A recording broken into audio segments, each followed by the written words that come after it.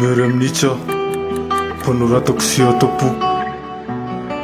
tsy tonga nafanjanona manoratsy tena hoe isan'ny diso fa misy ny natomatota fasaraka miange fahafolombelona ty Andriamanitra mpitsara tsy miangatra sy nampianarina dia ifanjafy aho fa kosa nampianarina mba nampitiavana na tsy sary ny tisy dia vonina fonanina asafady fankalasana le ty mitona fiarahana ty irity nataotsahako le ranomasoko fara milasa tsy mahisy da le mpahafantarana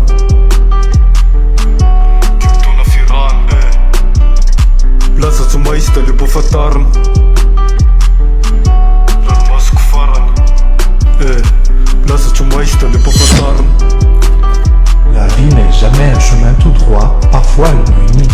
parfois elle nous éloigne, mais ce qui compte, c'est de continuer d'avancer, avec courage et dignité. Vas-y, Drilan.